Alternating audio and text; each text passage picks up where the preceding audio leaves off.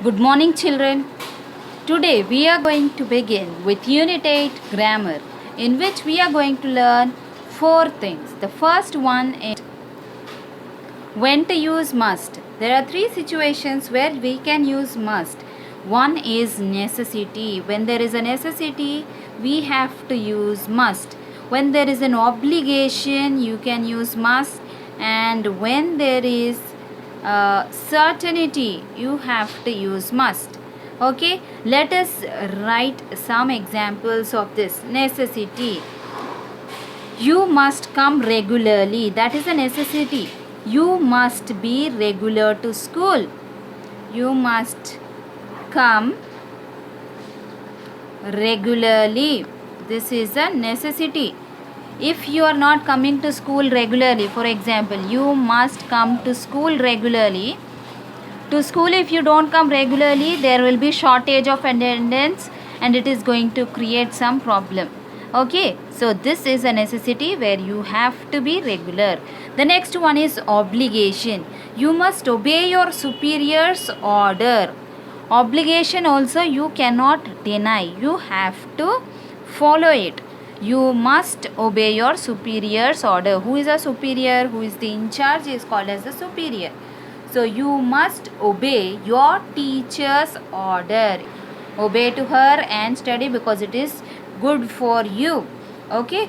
Certainty. It must be your house. It must be your house. So it's a certainty. Understood this, children? There are three cases where you are going to use must. One is necessity, the second one is obligation, the third one is certainty. Now open your textbooks to page number 118, that is 118, and let us read what is given. In the grammar part, use of must. This is what we are going to learn. Read the following sentence from the story. Gatekeeper. I must obey the king's order. I will not let you in. So in the above sentence, must shows some obligation and compulsion. It expresses that the work is to be done without fail. Okay. Now in this present situation, it is an obligation. It is a compulsion which cannot be denied. Okay. Now next, give sentences of your own where only must can be used. You must stop at the traffic light. Okay. So you must stop. You cannot deny this. You have to stop. Understood this? So similarly, you have to write sentences on your own. I must complete my homework. This must be my car. You must pass the examination. He must take care of his health. Like that, you can write some more sentences. The second section which is given in grammar part is the simple present tense. So simple present tense are sentences which have habitual actions, universal truths and near future actions. So let us take some examples. I drink milk every day in the morning. This is a habit. I read story books, or she reads story books, or he reads story books. All these are habits. To universal truths. The sun rises in the east. The earth moves round the sun. Okay, these are the examples of universal truths which cannot be changed. Near future actions. When we speak about them, the train arrives at 7. So let us write some examples. First thing is habitual actions. I drink a cup of milk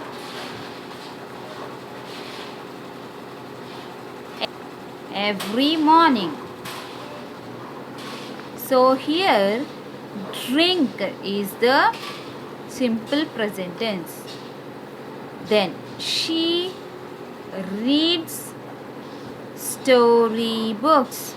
She reads story books. In this, reads is the simple present tense. Now moving on to the universal truths. The sun in the east.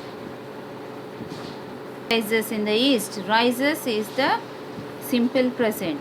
The earth moves. The earth moves round the sun. The earth moves round the sun.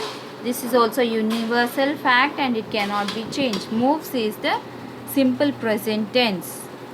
Then, my father comes tomorrow. My father comes tomorrow. So here comes is in the future. It has not happened, but it is the near future. So this comes under simple present tense. The train arrives at 7 o'clock. The train arrives at p.m. Arrives. You need to underline because this is the simple present. Understood this, children? Now let us look into the textbook. In page number 118, use of the simple present. Study the routine. Class 6 student Rajesh. There's a table given. 5 a.m. gets up from bed. 5:15 a.m. brushes his teeth. 5:45 a.m. takes his bath. 6 to 7:30 attends to his homework. 7:30 a.m. to 7:45 a.m. takes his breakfast. 8 a.m. walks to the main road to board the school bus. 8:30 a.m. reaches school. 8:45 to 4:30 p.m. attends classes at school. Now write answers to the following questions. When you are writing the answers, you are going to use the simple present tense to answer these questions. What time does Rajesh get up? Rajesh gets up at 5 a.m. In the table it is given, so according to that we are writing. Rajesh gets up at 5 a.m. You can write it in your books. What does Rajesh do between 6 and 7:30 a.m.? Rajesh attends to his homework between 6 and 6:30 a.m. How does Rajesh reach his school? Rajesh reaches his school by bus. Reaches should be underlined. Here what will you underline? Attends should be underlined. Gets should be underlined in the first one. When does Rajesh take his breakfast? Rajesh takes his breakfast between 7:30 a.m. and 7:45 a.m. Takes should be underlined. How long does Rajesh stay at school? Rajesh stays at school for 7 hours and 45 minutes. If you calculate the time, you will get the answer. Understood this?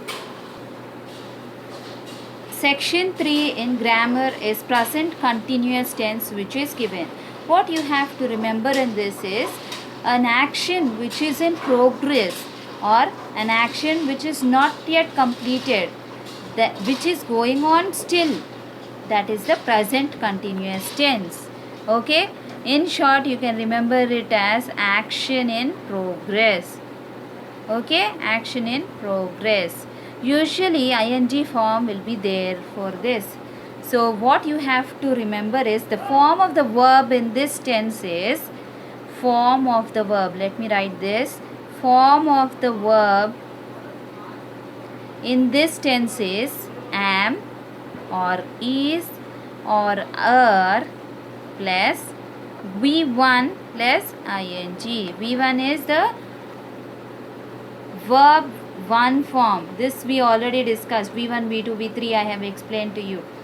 Form of the verb is plus verb is coming or is going, like that. Am coming, are going, like that you can write. Am or is plus or are plus V1 plus ing. You have to remember this.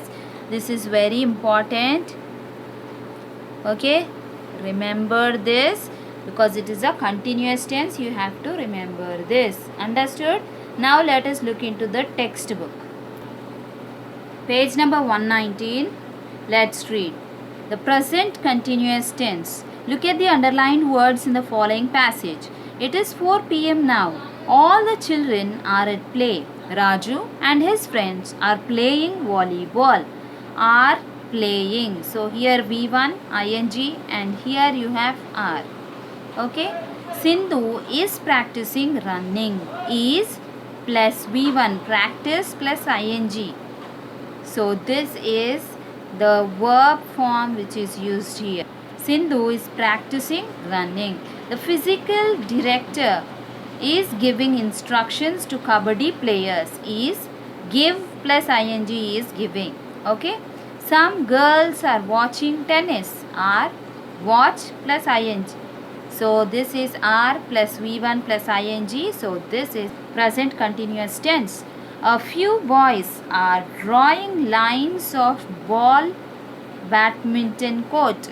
Are drawing. Are plus draw plus ing. Draw is the verb and ing form of the verb we are using here, which is the present continuous tense.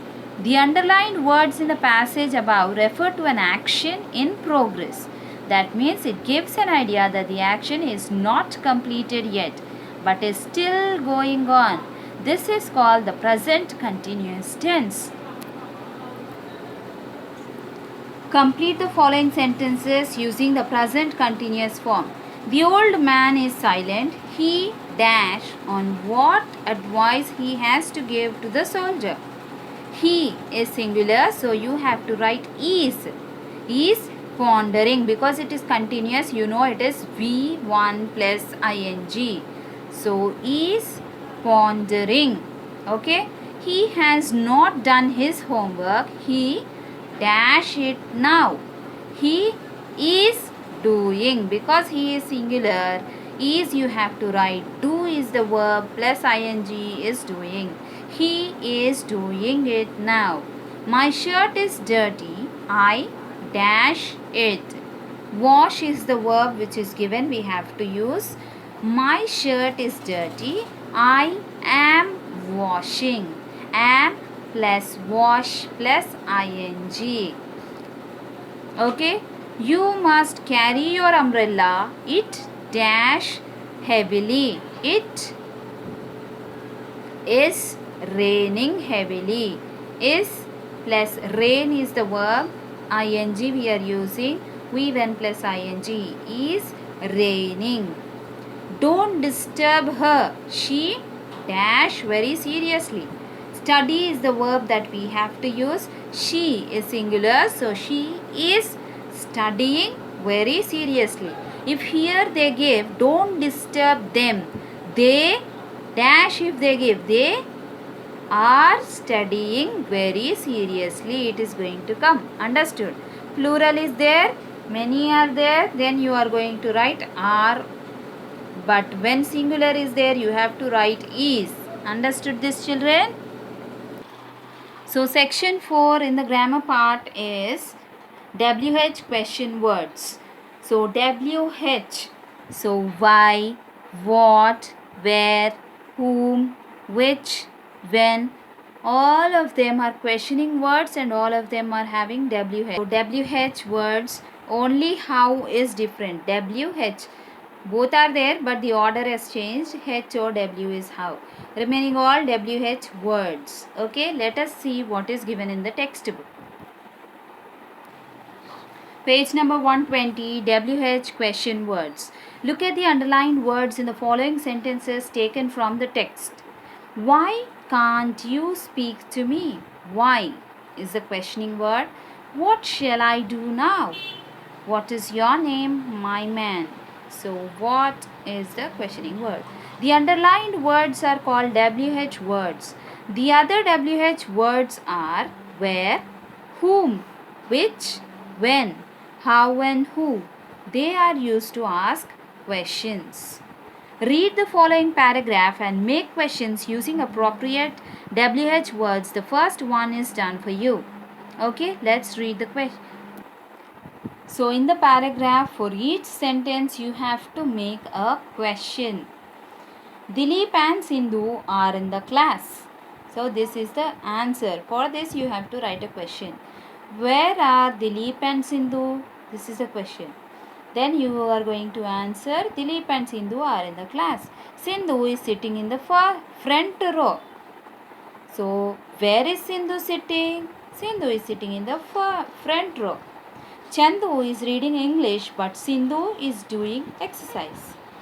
Okay, so you can write what is Sindhu doing or what is Chandu reading or which subject is Chandu reading. Rajini is sitting in the second row. Where is Rajini sitting? You can write. She is sharpening her pencil carefully. What is Rajini doing? The English teacher is writing on the blackboard. What is the English teacher doing? Or you can write, where is the English teacher writing? Okay, the children in the front bench are taking down the notes. What are the children in the front bench doing? You can write. The children in the back bench are murmuring something. What are the children in the back bench doing? Sunita is going out to drink water. Why is Sunita going out? Like this, you can make your own questions. Read the following passage. Now we are going to learn how to editing. Read the following passage. There is an error in each sentence. Identify and edit it. Notice board. On the notice board, this is what is kept. Does not wash your hands in plates. Does not wash your hands in plates. Does will not come. What will come? Do not wash your hands in plates. Please paying the bill before you leave. Paying will not come because it is continuous tense. Please pay the bill before you leave. So this is an obligation or this is an please pay the bill before you leave. Okay, this is a routine or a rule that has to be followed when you enter the house. So you have to write pay, not paying. Saw the menu card before you order. Saw is past tense, but what we are going to do? We have to see the present tense. See the menu card before you order. Be patient till the food are served.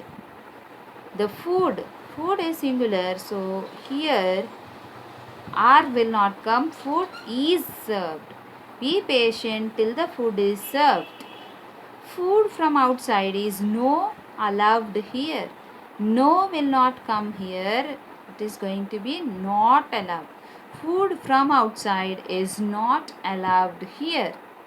And it is the notice which is given by the housekeeper, Medina Eating House.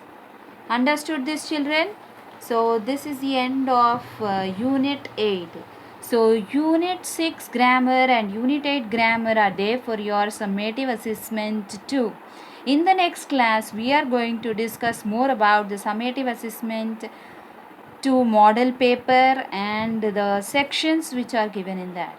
See you in the next class, children. Have a great day.